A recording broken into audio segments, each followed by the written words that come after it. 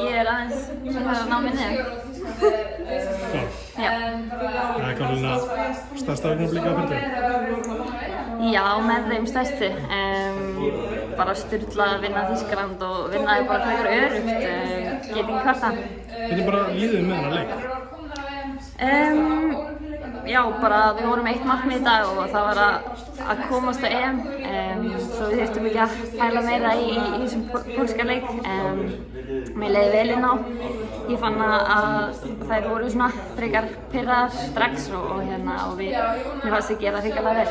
Vinna Þýskaland 3-0, það er erfiðar en að segja það? Já, klárlega. Þetta vantaði mikið hjá þeim og þær komnar á EM en þessi sigur er hrikalega stór. Fannstu eitthvað svona pirringi þeim að vera komnar í þessar aðstæður á Íslandi?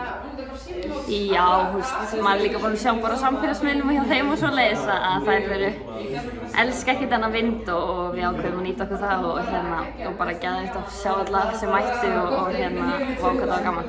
Bara einmitt stemningin, það voru líka alveg læti, stundum verið margir, það voru líka læti. Hversu geggjað var þetta?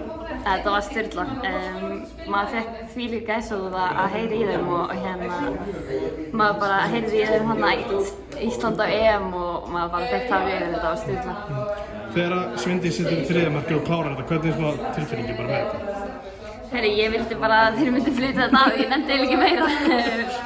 En þær eru það góðar að þær gætu skorað 3 bara á 10 mínútum, þannig að við þurftum að halda fókus. En þetta var svona in the back of my mind að við værum búin að ná markmiðinu.